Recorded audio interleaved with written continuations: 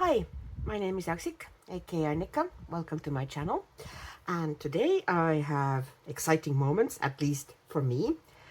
You see, I have always liked, well, always, since it came out, I have really liked Kuretake Gansai Tambi Granulating watercolors. There's 5 of them in this packet. And one is like empty pan, which I was like, why didn't they make 6 as well? But they kind of mean it to be for kind of mixing. And these are the colors. And I think from all the granulating and splitting colors, they have possibly the most dramatic shifts. They really look cool even on a paper that is not very textured or kind of a watercolor suitable. Yeah, these, for example, both of those backgrounds are done with these watercolors. And don't it just look cool? You know, there's not much work involved. You just let the watercolors do the thing. And although this book has a good paper relatively for a coloring book, it's still a coloring book. It's not a watercolor paper. So I had heard murmurings about Kuretake coming out with new colors. And I discovered on Amazon UK, here they are, the new 5 colors of Gansai Tambi Granulating watercolors. I thought, I'm sure I'm not the only one, and it doesn't matter, but I thought we might swatch them together and maybe test them a little bit in that Karolina Kubikowska book to see how they work. So I'm going to open it up, and I have a little swatch thing ready here. I will of course get you a little bit closer for the swatching, but first let's open it. Let's look at it. There we are. And whereas how to tell the really easy difference between them, in case you have them in your hand or look at them online, the first set has Aurora colors: Aurora red, Aurora pink, Aurora orange, Aurora blue, Aurora violet. And the new set has cosmic colors. So it's cosmic red, cosmic olive, cosmic green, cosmic blue, and cosmic violet. And comes with one empty pan as the other set. So I have already written the names of the colors from this packet onto this watercolor paper. And often I don't swatch on watercolor paper watercolors because I don't really paint on watercolor paper much. So I know that they will show their best performance on watercolor paper. But I don't usually get the best performance. I get kind of, you know, depending on the paper, average performance or sometimes bad performance. So I tend to swatch more on mixed media paper, which gives me a bit better idea how they would behave. But in this case, I decided, I'm going to do it on actual watercolor paper. So of course they wet, as all Kuretake paints, they wet. Ooh, spreading. Did you see how this one just jumped at the water? And I might put some darker spots in as well. I just want to get an idea how it would move if I just dropped into the water like this. And then I might do a little more mastony thing here in the corner next to it. Okay, ooh, it already looks pretty, doesn't it? And the next color is Cosmic Olive. As you can see, wetting like a dream. Oof, I love the moment that it just rushes around in the water. It really moved well. This one moved a little bit less aggressively than the Cosmic Red, but it still looks cool. Okay. Okay, I'm going to do a little mass tone thing here. And I'm taking it down to this as well. It's very muted green with some purple in it. Like, I can see the purple already. As they kind of settle and dry, the split becomes more and more visible. So we have to wait a little bit to see the true results. Okay, and cosmic green. Let's see how it's gonna treat us. So this one doesn't have the same kind of a jump like the other ones did. Like, it spread super quick and super fast. But it's still very nice looking. Let's see if I can put a little bit of a mass down here. Yeah, and then let it do its thing in the water here. Okay. And the next one is Cosmic Blue. Let's do the swatch here. I can't see at the moment yet the undertones of the Cosmic Green. And I'm sure they'll become evident sooner or later. I'm wondering what they're supposed to be. Possibly it has blue undertones. Oh, we'll see how it's going to split. Okay, and this is Cosmic Blue. And it definitely has some, it looks like, ooh, did you see that? Oh my, beautiful moment. Okie doke. Okay, I'm gonna do a bit of a mustard here. That was my dog. Yeah, this has really cool split of kind of like, I don't even know how to describe it.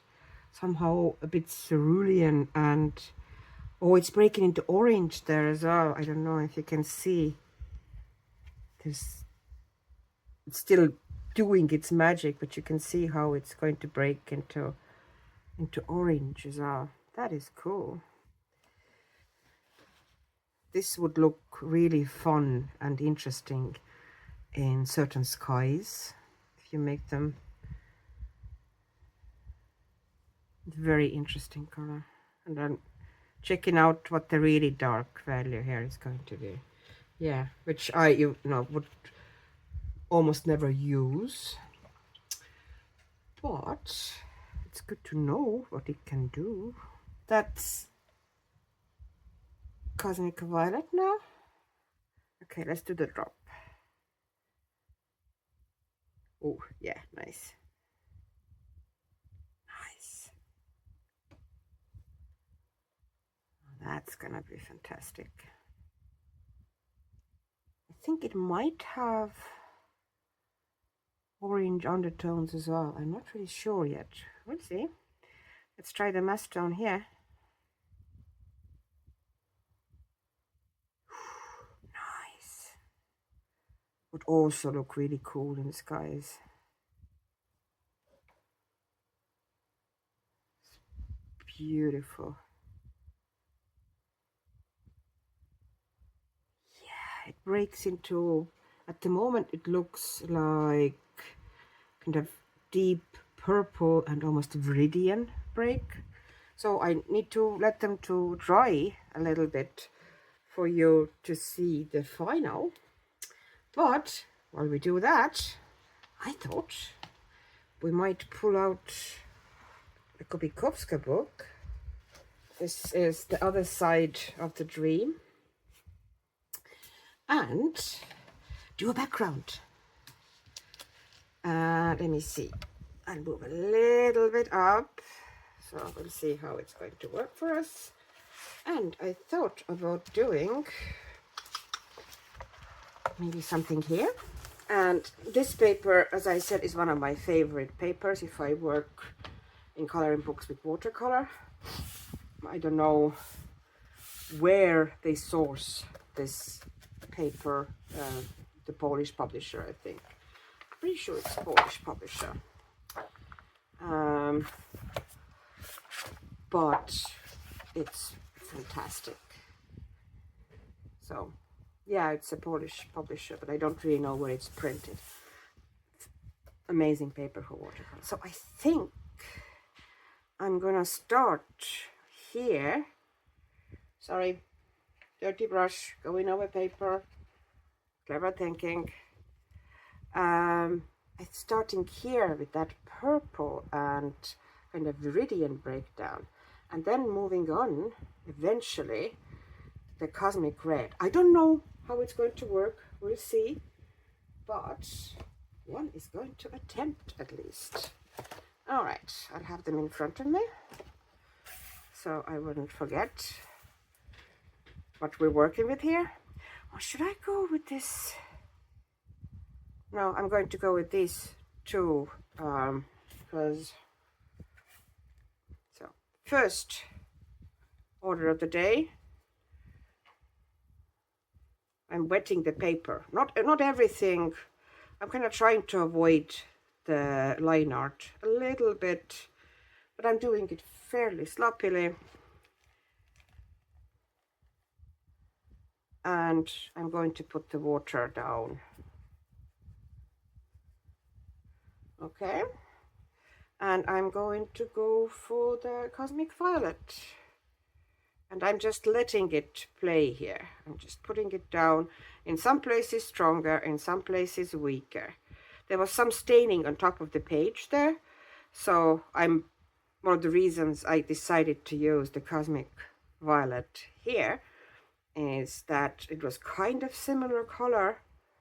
So it would really play well. And kind of disguise the staining on the top. Okay, so this one. And yeah, I'm letting it work in some areas a bit, and if it's kind of gets very puddly, I am going to pick a little bit up like this. Okay, and I'm going to keep putting the water down, and I'm not even doing very thorough brush cleaning in between, because I'm going to drop same color in anyway.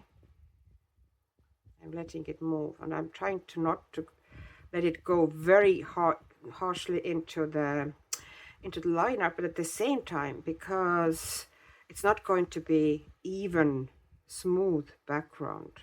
It's going to be variations and darker spots and lighter spots. It doesn't really matter to me hugely.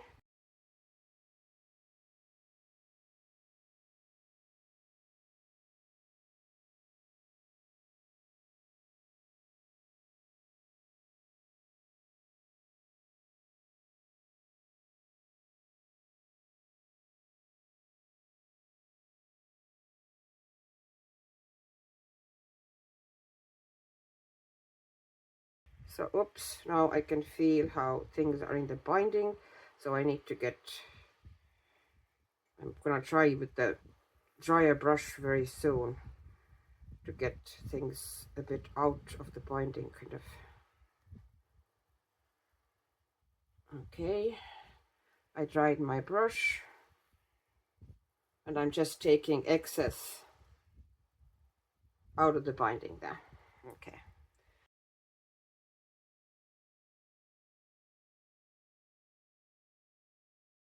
Okay, and now I'm taking the Cosmic Red. Come on, activate. Yep.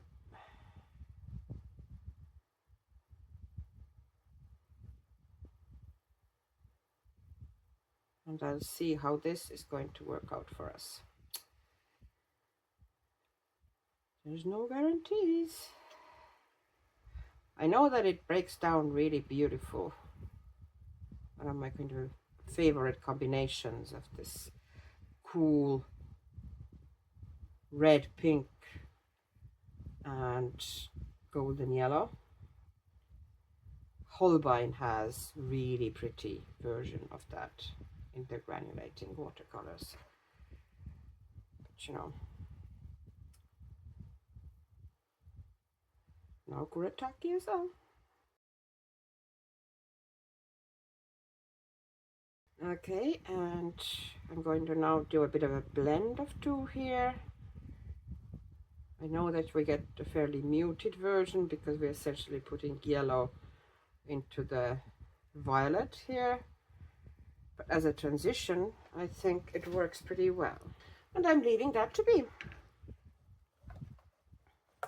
And let's look at the swatches now. Things have dried a bit. And here are the swatches that have now settled a bit. I think, yeah, they're mostly now going to be like they are, you know, most of the water has evaporated. So the cosmic red is really pretty, cool pink, which goes into really strong, deep burgundy, and then breaks into beautiful golden yellow. You can see.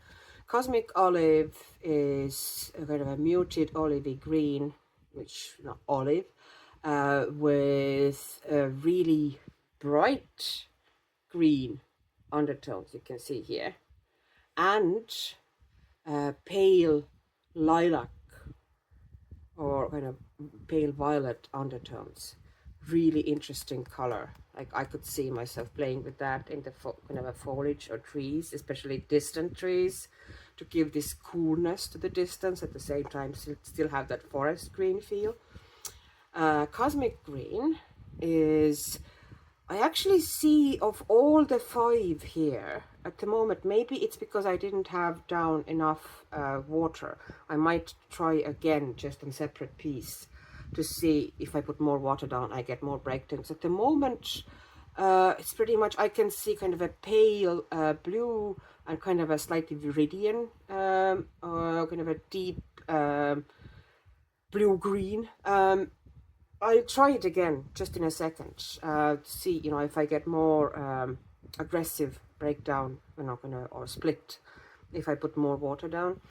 Cosmic blue, beautiful. I actually can see that really kind of some cool kind of a morning, or yeah, morning skies. That would look really interesting. And the cosmic violet is very beautiful. Like the cosmic blue has kind of like blue and kind of almost cobalty blue, and then orange. It's like absolutely beautiful variations of it. And the cosmic violet also granulates quite a lot. And the split is beautiful, kind of this viridian and deep kind of a purple. Very, very beautiful color. Now, how is our background doing? It still needs a bit more drying, so we can't really get a picture. I'll wait a little bit and then show you. And let's get that piece of paper I said and try out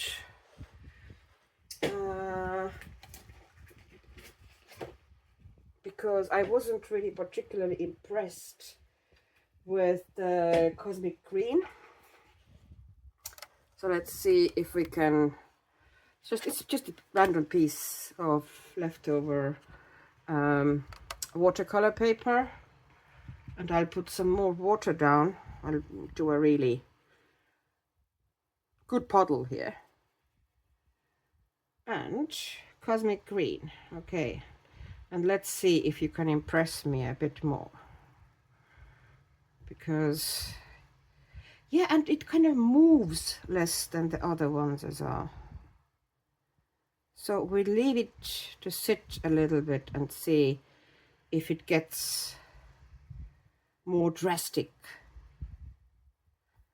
It's a beautiful kind of a blue-green on its own, or bluish green, or greenish, yeah, but very, very usable.